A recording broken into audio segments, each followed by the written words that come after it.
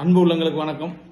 நான் என்னுடைய நண்பர்கள் சில பேரை பார்த்துருக்கேன். அவங்க என்ன நினைப்பாங்கன்னா, என்னப்பா அது நாங்கள் ரொம்ப வேலைக்கு போய் கஷ்டப்பட்டுட்டு இருக்கோம், டெய்லி பாஸோட ப்ரெஷர் தாங்க முடியல, வேலை ப்ரெஷர் ஜாஸ்தியாக இருக்குது, சமாளிக்கவே முடியல, அதுக்கு மேலே ஒரு பிஸ்னஸ் பண்ணிவிட்டு நான் கம்ஃபர்டபுளாக இருந்துடலான்னு நினைக்கிறேன், எனக்கா பிஸ்னஸ் பண்ணால் யாருக்கும் நான் பதில் சொன்ன அவசியம் இல்லை அப்படின்னு நினைக்கிறாங்க.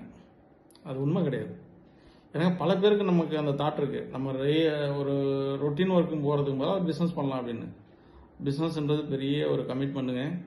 ஒரு பிஸ்னஸ்குள்ளே வரீங்க அப்படின்னாவே உங்களுக்கு ஃபினான்ஷியல் டிசிப்ளின் இருக்கணும், கமிட்மெண்ட் இருக்கணும், ஹானஸ்டி இருக்கணும், அடுத்தது பங்க்சுவாலிட்டி இருக்கணும். இது எதுவுமே மெயின்டைன் பண்ண முடியல அப்படின்னா நீங்கள் பிஸ்னஸ் பக்கமே வராதிங்க. அப்படி இல்லையா, உங்களுக்கு ஒரு பாஸ் உங்கள் ப்ரெஷர் தாங்க முடியலன்னு நினைக்கிறீங்களா, நீங்கள் ஒரு பிஸ்னஸ் பர்சன்ட்ட போய் கொஞ்சம் கவுன்சிலிங் பண்ணி பாருங்கள். அவங்க என்ன ப்ரெஷர், உங்களுக்கு என்ன ப்ரெஷர் இருக்கோ அதோட குறைஞ்சது ஒரு 10 மடங்கு ப்ரெஷர் வந்து ஒரு பிஸ்னஸ் பர்சனுக்கு இருக்கும். ஓகேவா? அதனால் ஈஸியாக எடுத்துக்காதீங்க பிஸ்னஸ் பண்ணலாம் அப்படின்ட்டு.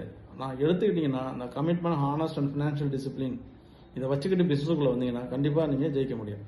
நன்றி.